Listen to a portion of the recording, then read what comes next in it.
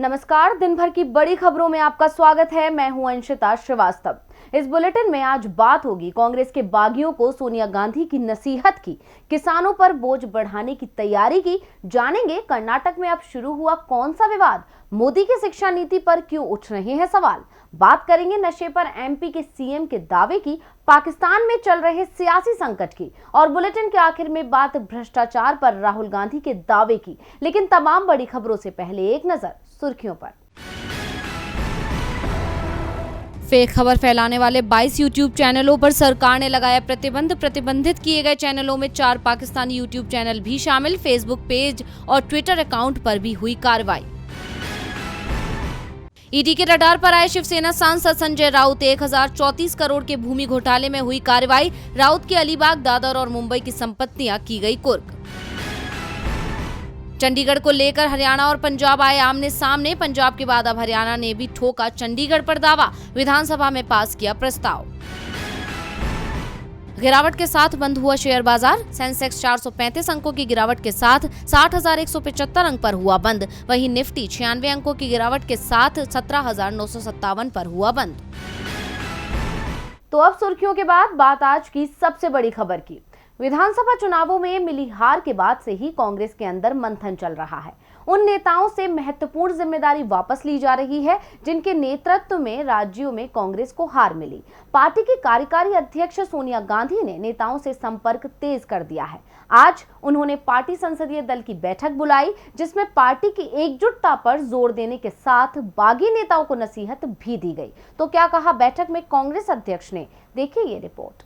5 राज्यों के विधानसभा चुनाव में कांग्रेस भले ही पिछड़ गई है, लेकिन कांग्रेस ने हार नहीं मानी है और पार्टी लगातार अपनी खामियों पर काम कर रही है, जिसके चलते पार्टी में लगातार बैठकों का दौर जारी है। और आज कांग्रेस ने संसदीय दल की बैठक बुलाई जिसकी अध्यक्षता कांग्रेस की अंतरिम अध्यक्ष सोनिया गांधी ने की। बैठक के दौरान सोनिया गांधी ने मोदी सरकार पर जमकर हमला बोला। बैठक में जहां सोनिया गांधी ने बढ़ती महंगाई पर चिंता जाहिर की, तो वहीं उन्होंने कहा कि जो सुझाव मिले हैं उन पर काम कर रहे हैं। इतना ही नहीं, पार्टी को मिली हार के बाद पार्टी में बड़े बदलाव भी जारी हैं। ऐसे में कांग्रेस पार्टी में परिवर्तन पर सोनिया गांधी ने कहा, पार्टी में एकता सर्वोपरि है और मैं इसे सुनिश्चित करने के लिए हर कदम उठाने को तैयार हूं। कांग्रेस में परिवर्तन न सिर्फ पार्टी के लिए बल्कि देश के लोकतंत्र और समाज के लिए आवश्यक है। मुझे मालूम है कि हालिया चुनाव में हार से आप सब कितने दुखी हैं। परिणाम चौंकाने वाले और दुखदायी थे। सरकार का देश को तोड़ने वाला और ध्रुवीकरण का एजेंडा लगातार जारी है। आगामी हिमाचल और गुजरात चुनाव के लिए तैयारियों में जुटी कांग्रेस ने अपने नेताओं में जोश भरने की कोशिश तो की, साथ ही केंद्र सरकार पर ध्रुवीकरण करने का आरोप भी लगाया। बता दें कि विधानसभा चुनाव के बाद कांग्रेस संसदीय दल की ये पहली बैठक है और इस बैठक में सोनिया गांधी ने महंगाई को लेकर भी मोदी सरकार को घेरा। आपको बता दें कि कांग्रेस बढ़ती महंगाई के खिलाफ अभियान भी चला रही है। बीते दिन राहुल गांधी ने भी लगातार बढ़ रहे पेट्रोल डीजल के दामों पर चिंता जाहिर करते हुए ट्वीट कर पीएम मोदी पर निशाना साधा था। यानी साफ है, कांग्रेस एक नई ऊर्जा के साथ मैदान में उतर चुकी है, जिससे बीजेपी की टेंशन बढ़ना तय है। बीजेपी शासन में जनता परेशान है। डीजल पेट्रोल के दाम बढ़ रहे हैं, लेकिन चुनावों में बीजेपी धार्मिक ध्रुवीकरण के सहारे बाजी मार ले जाती है। महंगाई मुद्दा नहीं बन पाती है। यूपी में किसान बीजेपी से नाराज थे, लेकिन चुनाव परिणाम बीजेपी के पक्ष में आ गए। अब बिहार की एनडीए सरकार ने किसानों को नाराज करने का फैसला कर लिया है। तो क्या है बिहार सरकार का फैसला जिससे मुश्किल में पड़ जाएंगे किसान, देखिए ये रिपोर्ट। देश के अन्नदाताओं से पीएम मोदी ने वादा किया था कि 2022 तक उनकी आमदनी दोगुनी कर दी जाएगी। 2022 आ गया, लेकिन किसान जहां था वही बना रह गया। किसानों की दशा पहले से खराब ही हुई है। सरकार टैक्स के नाम पर किसानों पर बोझ बढ़ा रही है। खेती के काम आने वाला हर सामान महंगा होता जा रहा है। डीजल की कीमत 100 रुपए प्रति लीटर पहुंच गई है और अब किसानों की फसलों पर भी सरकार की नजर है। बिहार में नीतीश सरकार किसानों पर बोझ बढ़ाने की तैयारी में है।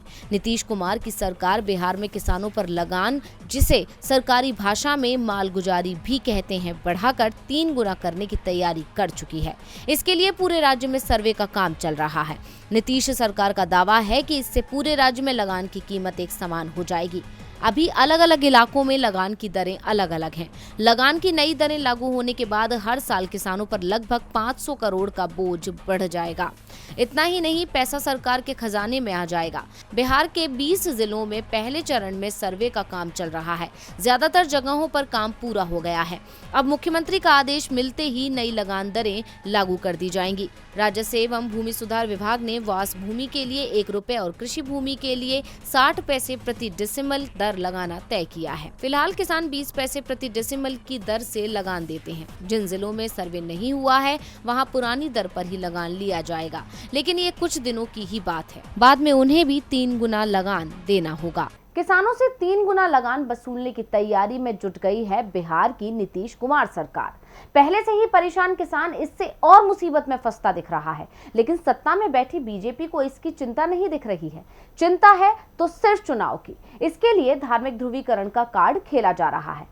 कर्नाटक में जहां 1 साल के अंदर ही विधानसभा चुनाव होने हैं, वहां लगातार धार्मिक विवाद खड़े किए जा रहे हैं और अब एक नया विवाद शुरू कर दिया गया है। कर्नाटक लंबे वक्त से सियासत का अखाड़ा बना हुआ है।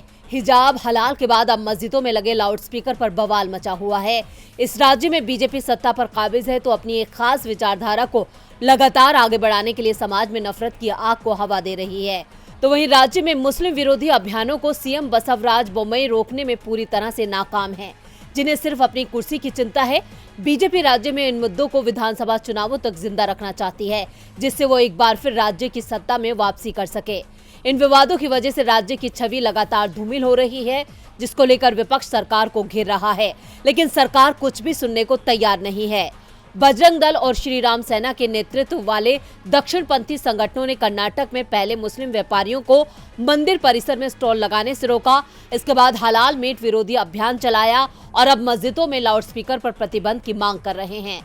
कुछ हिंदू संगठन अजान के दौरान ओम नमः शिवाय, जय श्री राम, हनुमान चालीसा के पाठ और अन्य भक्ति प्रार्थनाओं को बजाने की योजना बना रहे हैं। राज्य सरकार ने मामले की संवेदनशीलता को ध्यान में रखते हुए पुलिस को सुरक्षा व्यवस्था मजबूत करने का निर्देश दिया है, लेकिन बीजेपी के वरिष्ठ नेता और बोम्मई सरकार में मंत्री के.एस. ईश्वरप्पा ने कहा है कि मुस्लिम समुदाय को विश्वास में लेने से ही इस मुद्दे का कोई समाधान निकाला जा सकता है। उन्होंने कहा कि समुदाय लंबे समय से नमाज के लिए लाउडस्पीकर का इस्तेमाल करने की परंपरा का पालन कर रहा है, लेकिन ये छात्रों, बच्चों और मरीजों को परेशान कर रहा है। इन जैसे नेताओं के बयान इस तरह के विवादों को बल देते हैं। दरअसल ये सारा मामला महाराष्ट्र नवनिर्माण सेना के प्रमुख राज ठाकरे के बयान से शुरू हुआ था, जिसमें उन्होंने कहा था कि वो किसी भी धर्म के खिलाफ नहीं है, लेकिन राज्य सरकार मस्जिदों के बाहर से लाउडस्पीकर नहीं हटाएगी तो उनकी पार्टी के कार्यकर्ता मस्जिदों के सामने हनुमान चालीसा पढ़ेंगे। तो देश में अब अजान का हंगामा खड़ा हो रहा है। देखना है कि आगे नफरत की राजनीति और किन बातों को मुद्दा बनाएगी। कर्नाटक में सरकार बीजेपी की है, ऐसे में चुनावों से पहले इस तरह के और भी मुद्दे उठाए जा सकते हैं। बीजेपी सरकार कर्नाटक में बहुत कुछ बदलने की कोशिश कर रही है। वैसे बदलाव की कोशिशें शिक्षा में भी हो रही हैं। कोशिश हो रही है कि छात्रों को एक विचारधारा के समर्थन वाला साहित्य पढ़ाया जाए, लेकिन इसमें भी सरकार मुश्किल में घिरती दिख रही है। देखिए ये रिपोर्ट। भारत में सदियों से कई कुप्रथाएं चली आ रही हैं, जिनमें से कुछ पर पूरी तरह लगाम लग चुका है। इसके लिए कठोर कानून भी बनाए गए, लेकिन कुछ कुप्रथाएं अभी जारी हैं। इन्हें लेकर जागरूकता फैलाई जा रही है। समाज की ऐसी ही एक बड़ी कुप्रथा है दहेज, जिसके चलते न जाने कितनी लड़कियों की जान चली जाती है या उनके घर नहीं बस पाते। दहेज पर देश में सख्त कानून बना है, लेकिन अभी भी खुलेआम दहेज के लालची लोग इसे अपना अधिकार मानते हैं। ऐसी कुप्रथाओं को शिक्षा के माध्यम से बहुत हद तक रोका जा सका है, लेकिन बीजेपी राज में एक बार फिर इन कुरीतियों को बढ़ावा दिया जा रहा है और हैरानी की बात है कि इसके लिए शिक्षा का ही सहारा लिया जा रहा है। दरअसल सोशल मीडिया पर एक किताब के कुछ पन्ने वायरल हो रहे हैं, जिसमें दहेज के फायदे गिनाए जा रहे हैं और सबसे ज्यादा हैरानी की बात यह है कि ये किताब बीएससी सेकेंड ईयर में पढ़ाई जाने वाली किताब है। बता दें कि इस किताब में दहेज को लेकर कई आपत्तिजनक बातें लिखी गई हैं। एक पैराग्राफ में तो यहाँ तक लिखा है कि दहेज की मदद से बदसूरत लड़कियों की शादी हैंडसम लड़कों से हो जाती है। अब ऐसे में शिक्षा मंत्रालय सवालों के घेरे में आ गया है। शिवसेना की राज्यसभा सांसद प्रियंका चतुर्वेदी ने इस किताब के खिलाफ आवाज उठाई है। उन्होंने केंद्रीय शिक्षा मंत्री धर्मेंद्र प्रधान से इसमें दखल देने की भी अपील की। इतना ही नहीं, उन्होंने केंद्रीय शिक्षा मंत्री को पत्र लिखकर ऐसी किताबों को तुरंत सर्कुलेशन से हटाने की भी अपील की।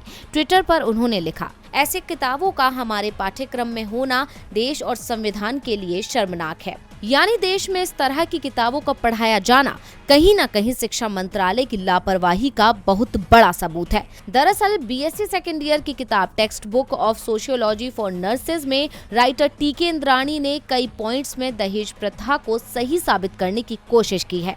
उन्होंने लिखा कि दहेज में मिलने वाली टीवी फ्रिज से गृहस्थी बसाने में मदद मिलती है। ऐसे ही एक पॉइंट में उन्होंने लिखा है कि कम दहेज देने के लालच में ही माता पिता अपनी बेटियों को पढ़ाते हैं। किताब के सबसे विवादित हिस्से में उन्होंने लिखा है कि दहेज की मदद से बदसूरत लड़कियों की शादी में आसानी होती है। आपको बता दें कि देश में 1961 में ही दहेज प्रथा के खिलाफ कानून बना दिया गया था, लेकिन ये आज भी बदस्तूर जारी है। ऐसे में बीजेपी की इस लापरवाही से क्या होगा देश का भविष्य, ये सोचने वाली बात है। दहेज को प्रथा को रोकने के लिए कानून तक बनाए गए हैं, लेकिन यहाँ बीजेपी सरकार में दहेज के फायदे बताए जा रहे हैं। किताब में जहां दहेज की नई परिभाषा दी जा रही है, तो मध्य प्रदेश के सीएम शिवराज सिंह चौहान ने नशे की ही नई परिभाषा लोगों को बताई है। मध्य प्रदेश में बीजेपी की सरकार है और प्रदेश सरकार की शराब नीति पर उनकी पार्टी के अंदर से ही सवाल उठ रहे हैं। तो क्या कहा है शिवराज ने, देखिए ये रिपोर्ट। भारतीय जनता पार्टी शासित मध्य प्रदेश में सरकार अपने ही बयानों में फंसती नजर आ रही है। एक तरफ तो मुख्यमंत्री शिवराज सिंह चौहान नशा मुक्ति अभियान चलाते हैं, तो वहीं दूसरी तरफ खुद राज्य की शराब नीति में बदलाव कर जगह जगह शराब की दुकानें खुलवाते हैं, जिसके चलते मध्य प्रदेश के सीएम विपक्ष के निशाने पर तो हैं ही, अपनों के निशाने पर भी आ गए हैं, जिससे साफ पता चलता है कि सरकार कहती कुछ है और अपने फायदे को देखते हुए करती कुछ है।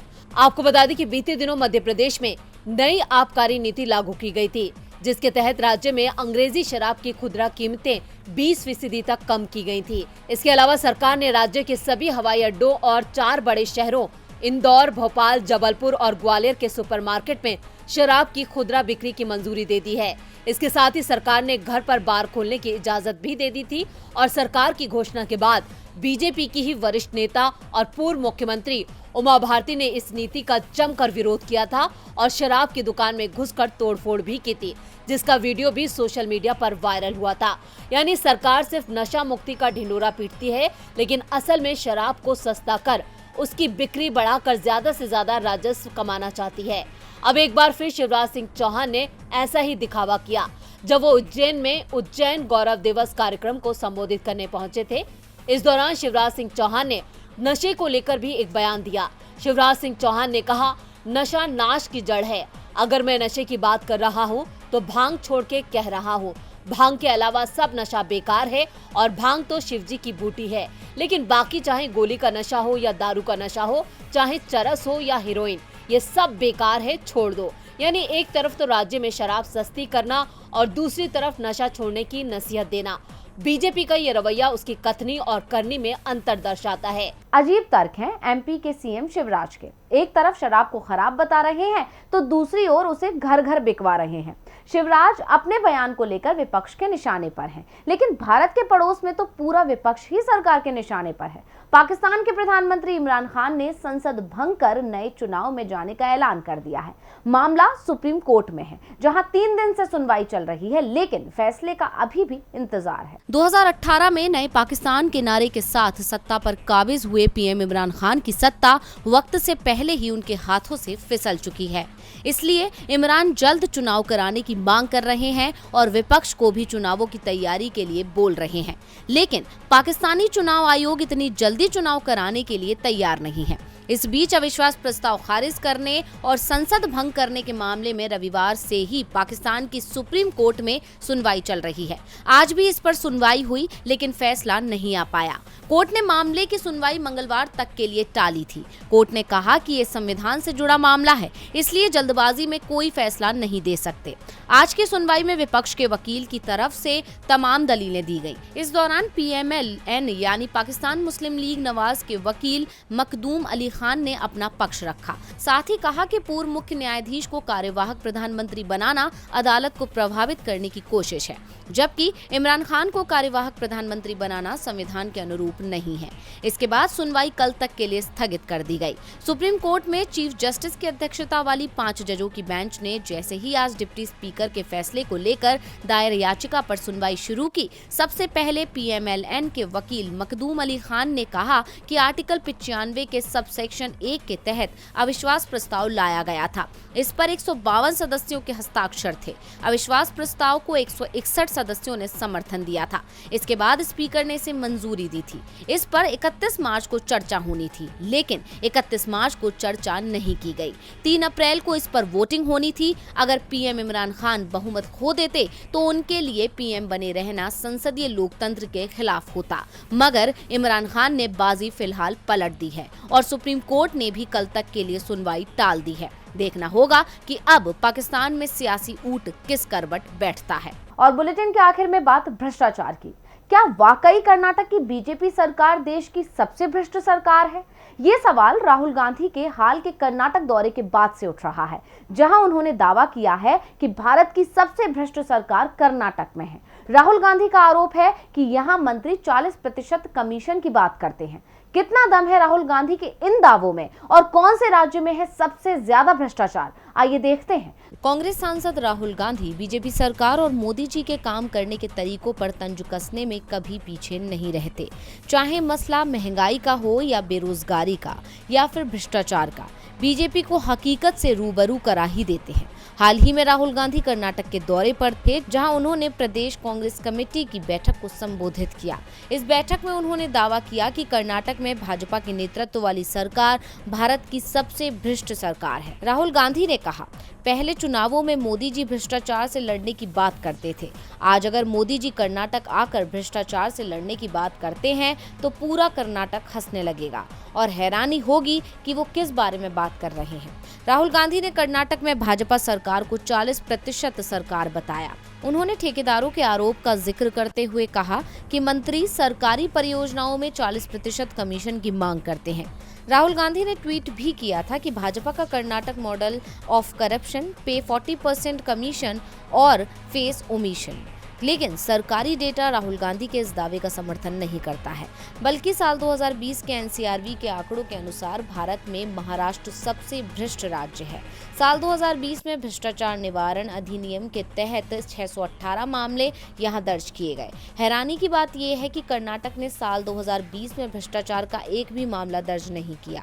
वैसे सरकारी आंकड़ों से अलग गैर सरकारी आंकड़े बताते हैं कि कर्नाटक भले ही देश का सबसे भ्रष्ट राज्य ना हो, फिर भी भारत के सबसे भ्रष्ट राज्यों में उसकी गिनती होती है। BBC की एक रिपोर्ट के मुताबिक 2019 में transparency international India and local circle ने इंडिया करप्शन सर्वे किया था। इसमें 20 राज्यों को शामिल किया गया था। सर्वे में पाया गया था कि भ्रष्टाचार रैंकिंग में कर्नाटक 6ठे स्थान पर है।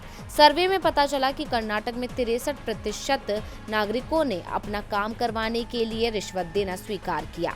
वहीं इस लिस्ट में राजस्थान सबसे ऊपर है, जहां 78% नागरिकों ने रिश्वत देने की बात स्वीकार की थी। वैसे कर्नाटक में अगले साल चुनाव होने हैं और कांग्रेस ने सत्ता में वापसी के लिए तैयारी कर दी है।